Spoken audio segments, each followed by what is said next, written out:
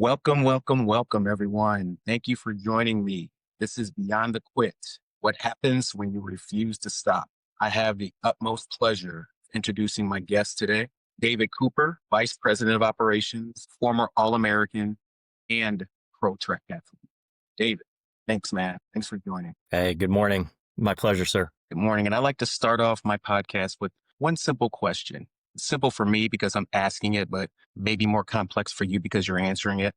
So what's one moment in your life where you could have quit, but you didn't?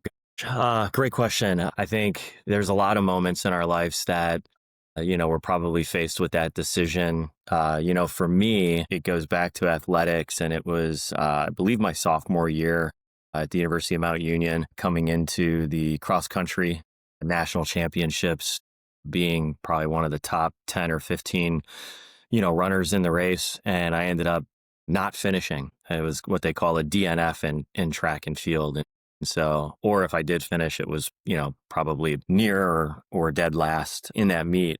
And for me, going in with such high expectations, it was pretty devastating. But ultimately, in kind of looking back and preparing for this and thinking about things and some of the other opportunities that I've had to kind of address small groups or other athletes, really that was the moment that I decided I don't ever want to feel like this again, to be in a position where I can't finish a race or I come into a situation that I'm not fully prepared to execute on. And so spent a lot of time throughout the years talking about all of the races that I won or did very well in. This is the one that I probably did the worst, but from that point forward, I never went to another national championships where I wasn't either an All-American or a national champion. And so I used that moment, to really springboard into the rest of my athletic career, and then ultimately still draw for that today in my professional career. Excellent answer. I love hearing that. I cannot wait to do a deep dive into just who you are as a person, professional, whether on the track or off the track, obviously in the boardroom as well. So we're going to do a deep dive with you, Mr. Cooper. We're going to get started with Beyond the Quit. Let's go. Awesome. Let's do it. All right, everybody. Welcome back to Beyond the Quit. So we have David Cooper here, Vice President of Operations, former All-American, as well as pro track athlete. Hey, David.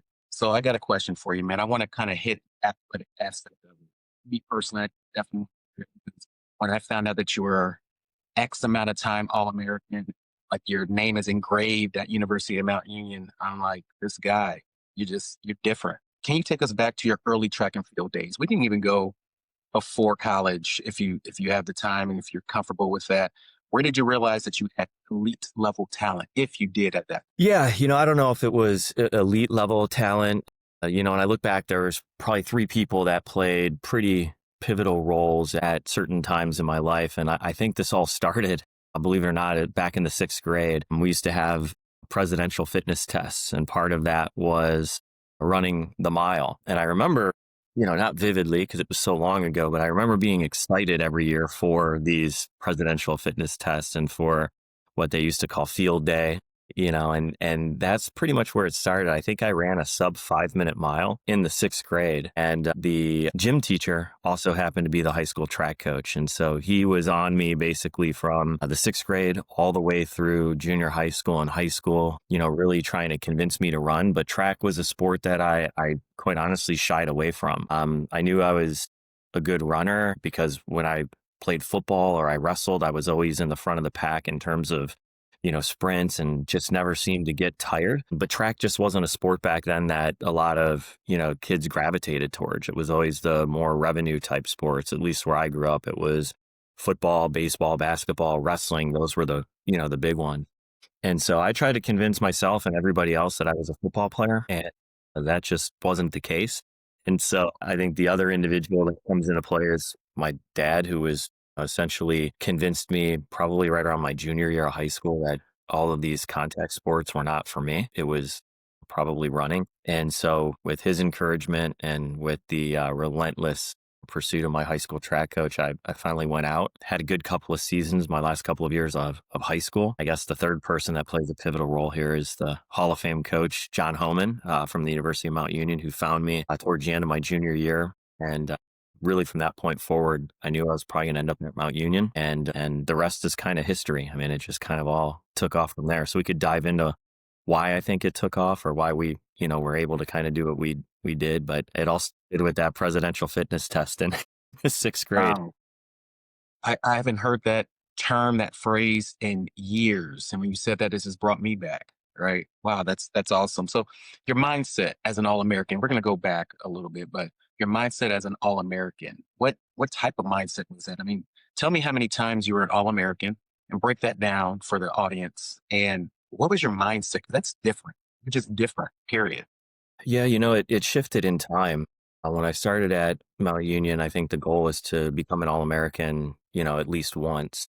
I was a three-sport athlete at Mount. I ran cross country in the fall, then I had indoor and outdoor track. And so several opportunities each year to kind of get into that upper echelon or that elite, grouping of people. I think the mindset in the beginning was, what do we need to do foundationally to build our way towards, becoming an All-American? I certainly didn't think in the beginning that it would happen 14 times between those three sports. And there was never a mindset in the beginning of, becoming a national champion.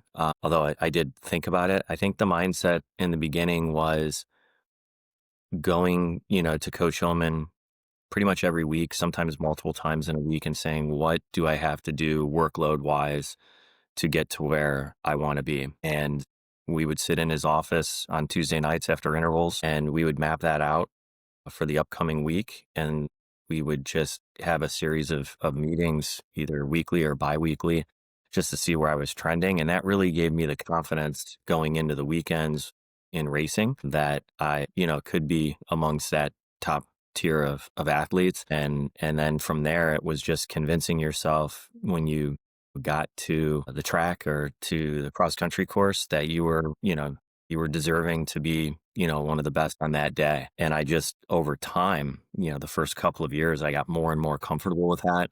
And then it just grew into, now I want to be a national champion and I don't ever want to lose at this level again. Uh, and that is, as you say, that's different. It opens a lot of doors that I guess when you're in that mindset and when you achieve it, you don't ultimately expect, because with becoming a national champion, especially if you do it, before your senior year or earlier on in your college career, there's a lot of pressure that is involved, that's probably, when I look back now, that's probably what I remember the most, is just the pressure, every day waking up with this huge target on your back. Seems like you fed off it though. I mean, I could be wrong, but it seemed like you grew from with it. It didn't deter you from anything. It made you want more. And you said you were in Coach Holman's office weekly or bi-weekly, mapping out how can I be better, even though you were obviously at the point one of the best in the country, probably in the world at the time.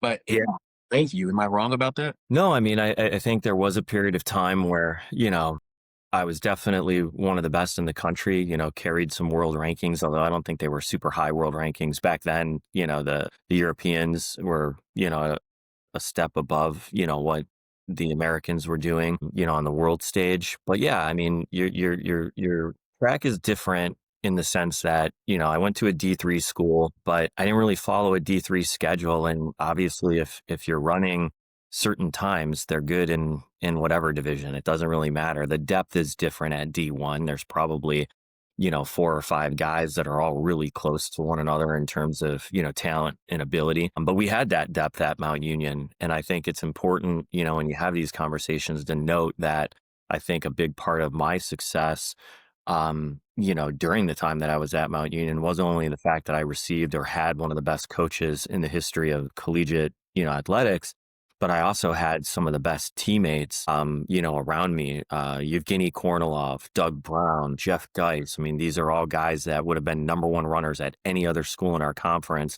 And I was training against them every single day. And so there was definitely fed off of it for two reasons. One, you don't want to lose that top position, or you don't want to become a national champion and go to, a race and not be able to defend that title. I mean, that's everything. But I was in a unique situation where I was essentially defending that title against my own teammates almost every day. And so that was a definite benefit, for me. And I look back and think that, I individually earned, any one of those All-American titles or any one of those national championships individually. It was a collective effort between myself, coaching, and teammates. Wow, that's awesome. Kind of segueing with that, what is your most memorable moment in track? Whether it's practice or winning a natty or whatever.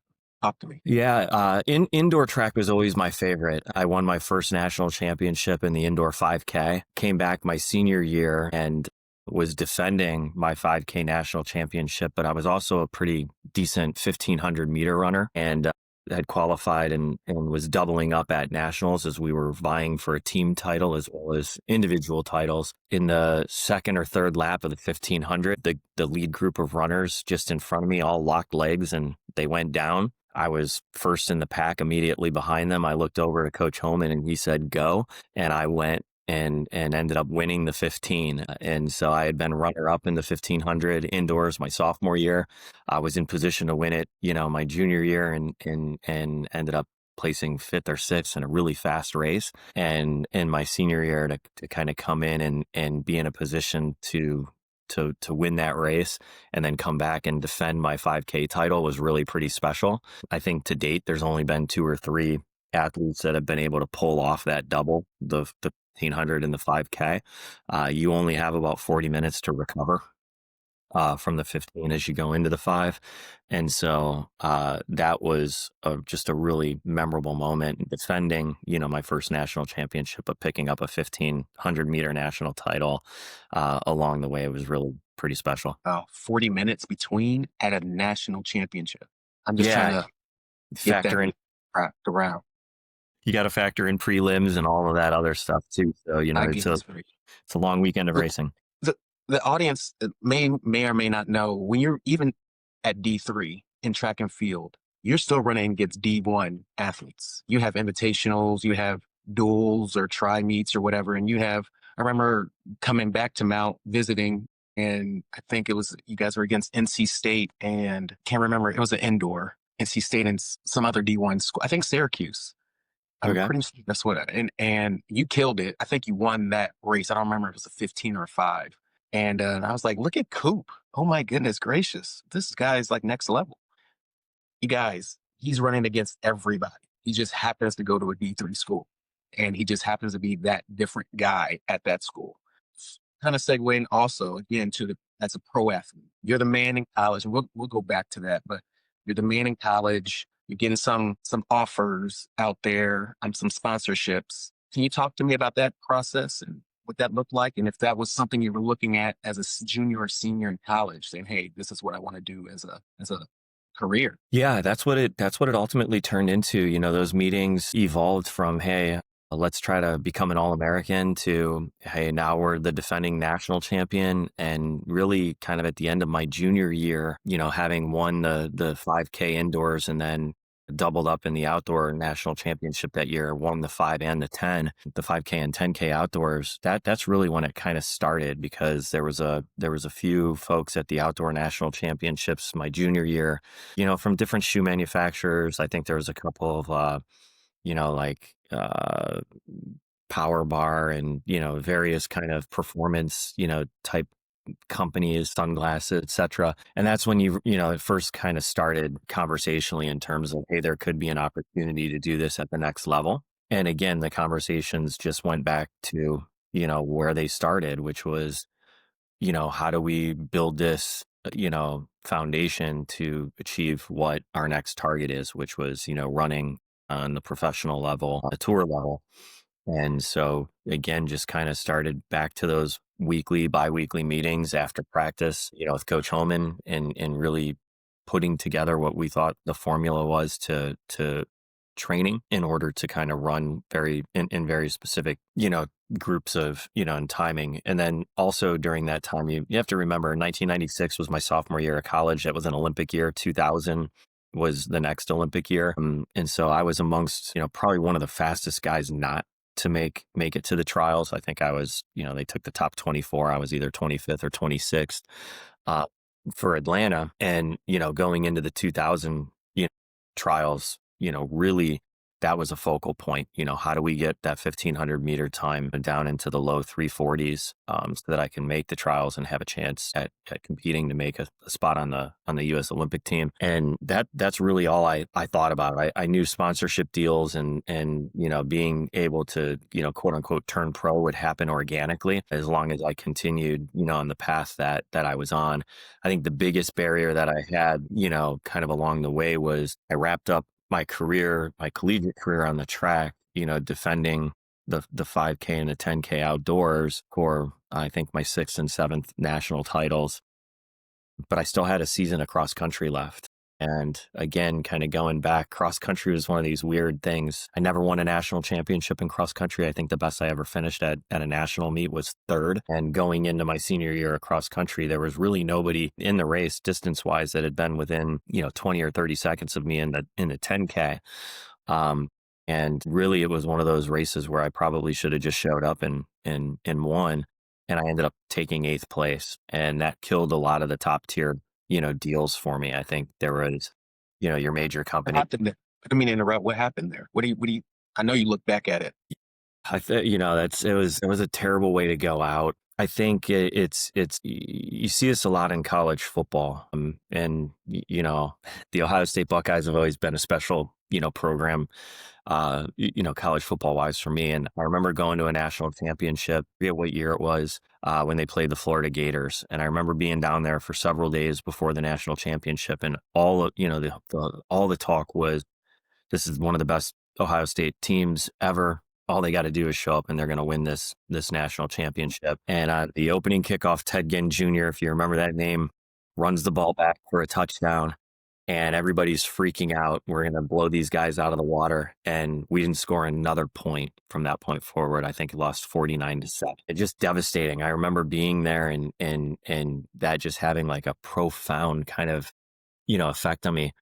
That was pretty much what happened my senior year in cross country at nationals. Literally it was in my head. All I have to do is show up. And when I showed, I just forgot, who and what I was in that moment. And it just all fell apart in the last probably mile of the race. It was actually leading the race by quite a bit at the 4-mile mark of 5, and literally just fell apart. A lot of my cross country struggles, quite honestly, were weather related. I raced at a really light weight, and cross country nationals is always, mid to late November. And I struggled in the cold, and my body would typically shut down that last mile. It was typically how far out could I get, how quickly, and then hold on. And so cross country was a different animal for me altogether, but still real difficult, even looking back on it now, processing how I wasn't able to pull off that race, and what probably could have happened if I would have. Right. What happens, I guess, is meant to be, right? I don't know if you believe that or not, but Yeah, 100%. yeah, that's why I want to look at kind of that transition. And I feel like parts of this conversation, you're going to bring up your athletic career, because you may not see it, but I think the audience sees it as impeccable. I mean, it's amazing. Not everybody can do that. And even moving forward, not everybody will ever be able to do what you have accomplished. But what was your biggest challenge moving from professional sports, even collegiate professional sports, to the corporate world? What did that transition look like? Yeah, it was tough. I mean, I think, again, professional track and field is and kind of has been a little bit of a misunderstood thing, probably by most people that don't follow the sport. I think sometimes, just telling people like you were former pro track athlete, they're just like, well, what does that even mean? Going back to what you were talking about before, I mean, from basically your freshman year of college, when you start competing, at that level, you're racing at the big invitationals, you're racing professional athletes, and it was very common to go to these big meets and not only have the top D1 talent, but also some of the top,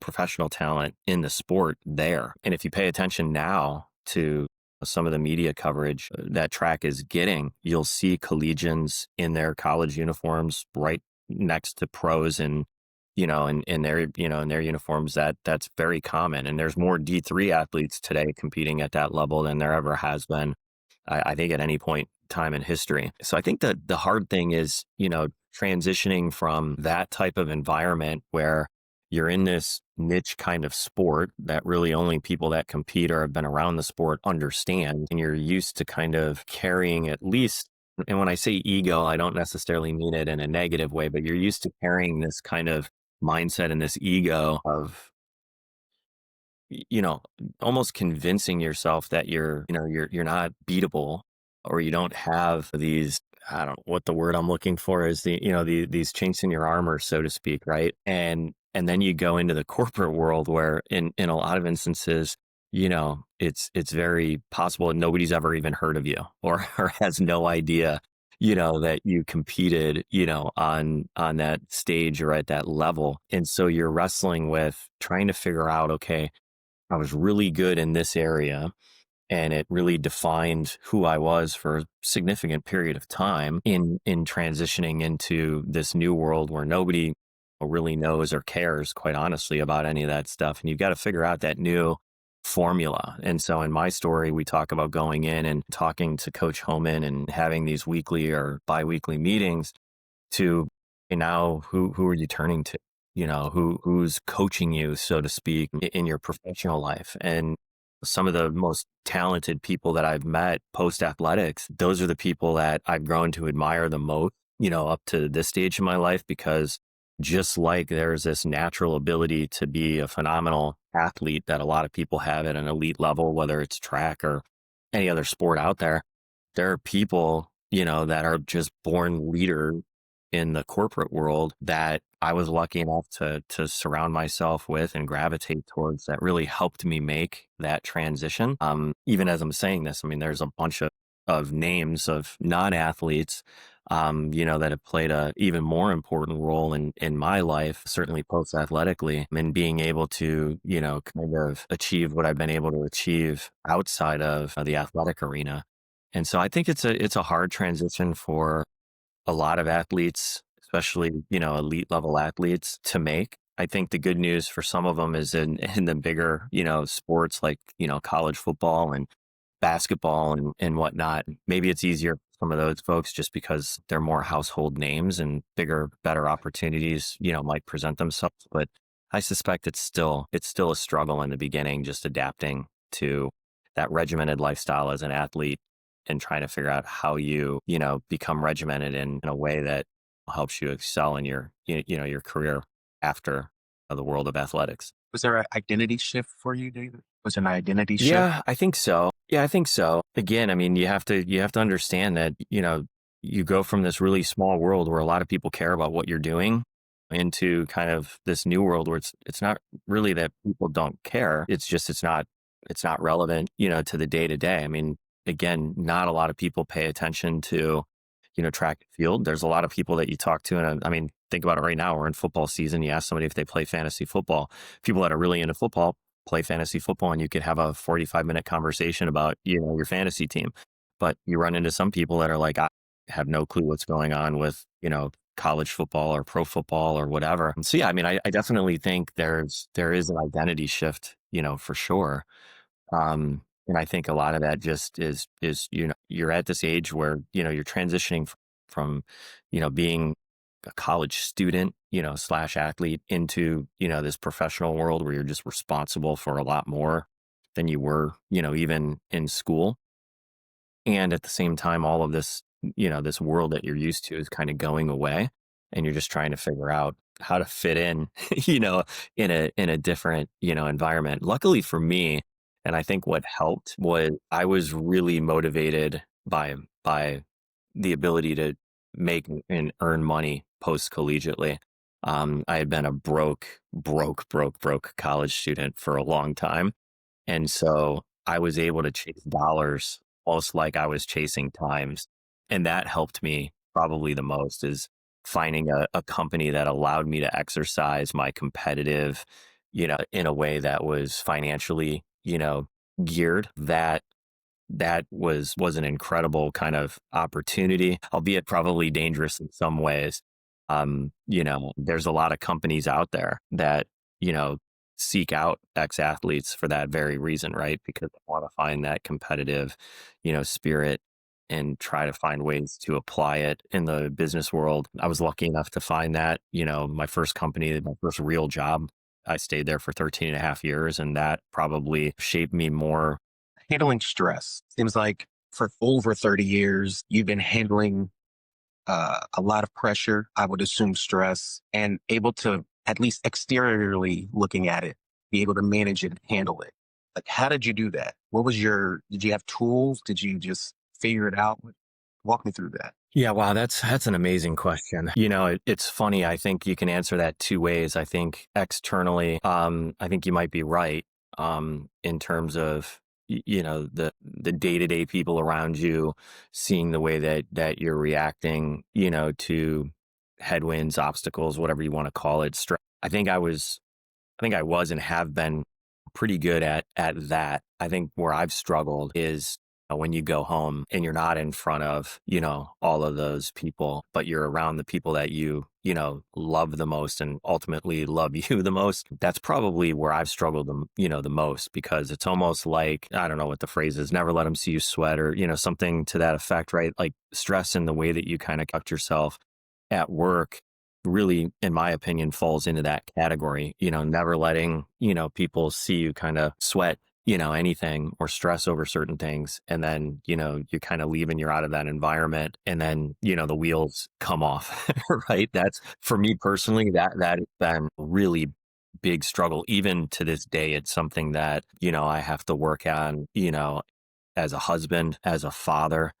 And I can tell you, I'm not even close to being satisfied even today on where I am on this topic. But again, I think it's interesting because if you interviewed, teams that I've been on or led, I try my hardest not to let, that show or let it be something that is visible in any sense. But, outside of work, it definitely, it's almost like it's, force multiplied once you get home. Awesome. So, what's your philosophy on that? Well, not even that, because I like to kind of bring all that together. We talk about pressure and stress, right? But I think one of those byproducts of it is discipline and motivation. Something pushes you, right? I think pushes everybody. And I said earlier in this recording that, you're different.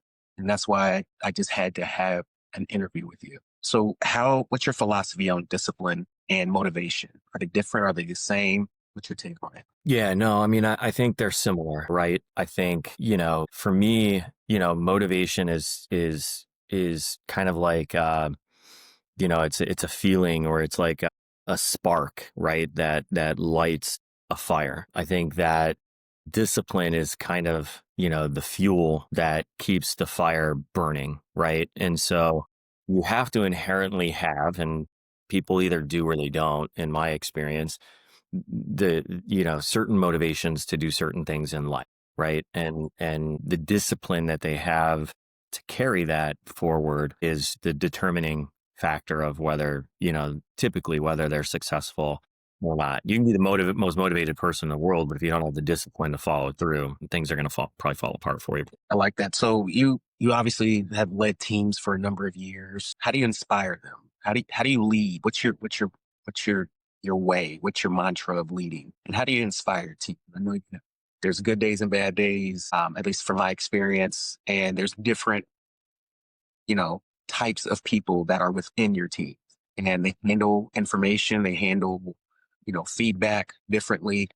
How do you inspire them, and how are you able to communicate, if you do, differently in order to get the most out of your people? Yeah, great question. I think that's been an evolution throughout my career. I think it early on and in the beginning, I think it used to be very much a lead by example type thing, right? Being in the trenches with your people, being able to roll up your sleeves and say, "Hey, I'm not going to ask you to do anything that I myself, wouldn't be comfortable, doing." As you continue to, ascend in your professional career, the ability to do those types of things and to be in the trenches, can be leveraged, or you just kind of get, further away, from that. And so I think, it's important to have the experience and to know, and even sometimes be able to show that you can perform, at all levels the organization. If you think about operations, which is what I've, been kind of involved in majority of my career, being able to kind of perform at every level, I think is really important. I think as I think about, leading and serving people now in the role that I'm in, it's really a strategy that's, all around communication and being as transparent as you can be on the day to day with, the why behind what it is that we're doing. And much like in sport, in business, if you take a lot of big goals and you break them down and you make them small, and you communicate the art of making big goals small and working towards things, and you can do it with a strategy and cadence around communication, I think that people respond best, when they feel like they're understood, and they're heard. And so probably, the best thing that I've been able to do or take away from effective leadership is really not allowing people to connect dots that aren't there, but connect the dots for them so that they can see and feel and really want to be a part of the bigger picture. Okay. So what's your most, and I think you might have brought it up. I heard the word communication a couple times within that response. What's the most important leadership lesson you've learned in the corporate world? Yeah, I mean, I think you just got to communicate with your people, and everybody has to be aware of what the strategy is. And again, I've had the opportunity to really be surrounded with some really great folks in leadership roles, all through my career. I think a couple or a few of the most impactful people in this last decade, have really helped me understand how critical it is to have a strategy basically every day, and really bucketing those strategies in a way that people can grab easily and understand. And typically they kind of, especially in healthcare, which is really all I know. I've been in healthcare pretty much my entire, professional career. And the one thing that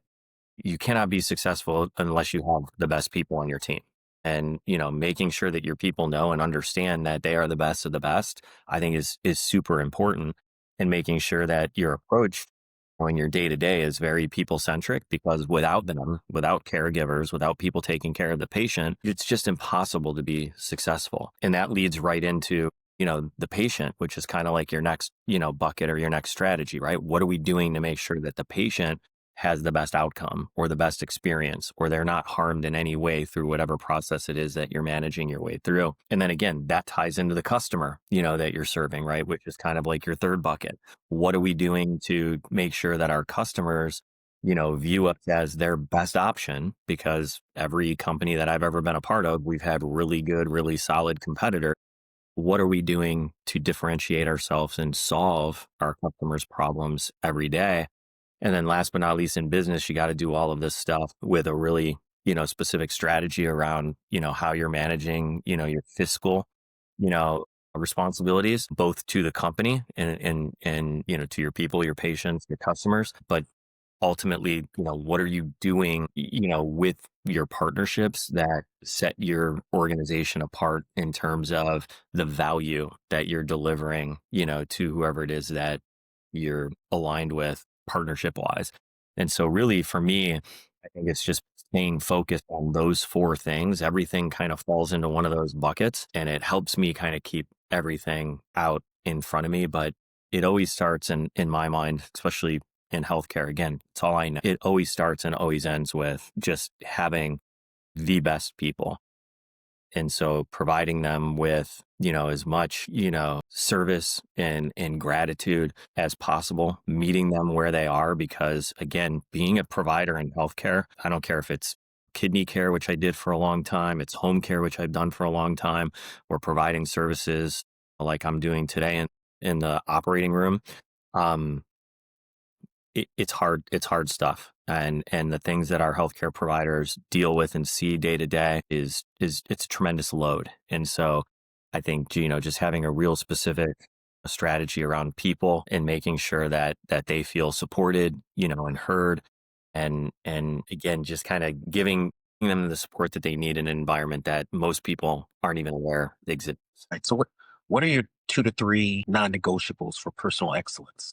What are you're looking at, if you're trying to identify talent, right? Or if you're trying to develop somebody on your team or maybe not on your team, but you see something in them, what are those 2 to 3 nuggets that you're looking for to say, hey, this is this? Yeah, for me, that's actually, again, just trying to keep things as simple as possible. I think I've always operated under, a couple of kind of catchphrases, if you will, right? Like for me, character over competency is very important, right? In healthcare, it's a little bit interesting because, you have to have a certain level of competency to be a good clinician, right? Like that's a non-negotiable. However, at a certain level in most healthcare arenas, being a good, clinician or provider is kind of like it's already a non-negotiable, right? When I say character over competency, I really do feel and believe wholeheartedly that, you can't build good, solid character in people. Like they have to have that.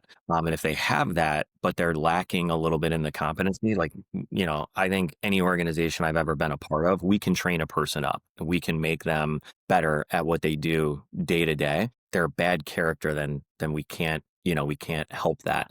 I think along with that, because of just how busy and how dynamic, the world and the arenas that I'm playing in now are, I think there's this trust and validate, mentality that you have to have. I think when people say you've got to earn trust, that's never really sat well with me. It seems like almost like an arrogant thing, to say in my mind. I'm not saying I'm right, but I just think that, trust is something, that you give to people and then they validate, whether or not they deserve it or not. Right. And that comes out in time. And so for me, it's always been character over competency. And, I try to tell people on my teams or leaders on the teams, like trust and validate, like give the people the tools that they need to succeed, trust that they're going to go out and achieve what it is that we're setting out in front of them. And they'll validate it, in time and just keep, close tabs on that, inspect what you're inspecting kind of a thing. And I think as long as you got the right character and you're giving them the tools that they need, to succeed and you trust that they'll go out and do it, I think things tend to work out more often than not. And so that's really been, my approach. And again, I think more often than not, you're dealing with people that, you're identifying some of these kind of inherited, characteristics that they have, and then just giving them the tools that they need to succeed. And by and large, especially in healthcare, most people are in it because they want to do good things for people. And so the characters, typically people of good character gravitate towards healthcare, in my opinion. Great answer. I loved every bit of that. That resonates with me. I appreciate that response. We're winding down. What do you hope people remember most about your leadership and your life in general? Gosh.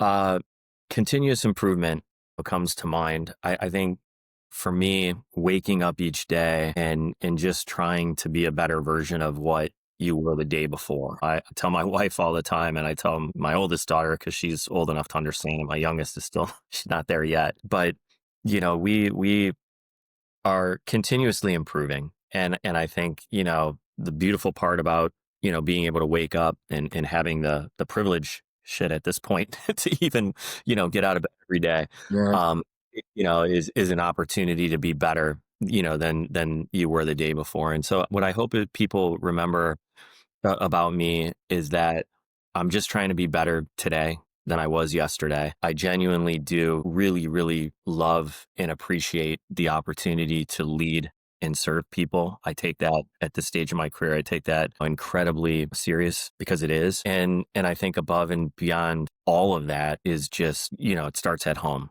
And I'm still trying to master that, again, every single day, and being, a better husband and partner and a better father and parent, to my kids. And I hope that, people would remember that all I'm trying to do is be better than I was yesterday.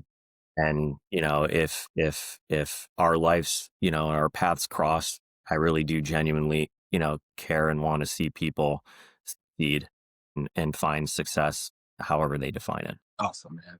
So what's next for you? Business, personal, anything? Yeah. So I got to tell you, I have the opportunity right now to be a part of this amazing organization. 3 months in, it's a company called Neuromonitoring Associates. For almost the last decade of my life, I've been in interoperative neuromonitoring. This is an awesome organization for me right now to be a part of in their kind of corporate life cycle, as you will, because we're a top provider in the industry. However, we're not number one. For me, being able to come into an organization that is on a good trajectory and is full of a leadership team that is just really focused on becoming number one, not only from an industry standpoint, but serving our people and becoming the most, people focused employer, being the most patient and outcome based provider for our patients and our surgeon and hospital partners. Also, mission critical, but being able to kind of be back in a situation where I can draw off of all of the stuff that we're talking about today and be a part of an organization that is, undoubtedly going to go from where we are today to number one in this industry is something I take very seriously, and I'm having an absolute blast doing it. And, again, found a leadership team that I report up to that is good as anything I've ever been a part of. And so being in an environment that I truly, truly believe in and I'm as grateful as I can be to be a part of is super exciting, for myself and my family. And so what's next is just racing this thing up to becoming, number one in the industry and seeing where that takes us. I don't know the timeline on that, probably somewhere between 3 and 5 years, but being a part of, building on the foundation that is currently here and what we're going to turn this thing into is really where I spend most of my time, nowadays, just thinking about how can we become, again, better each day at what we do and give our teams, the support and the tools that they need. And most importantly, I think the pride that comes with saying, what, we built this thing from where it is to, being number one in the game. I think that's going to be super, super fun to be a part of. So I can't wait to see that, man. And this, you and your work ethic and your discipline, obviously that's one of the reasons why they brought you on, because they know about that. So that's amazing. Last question. What does beyond the quit mean to you? Yeah, I think it's where we started, right?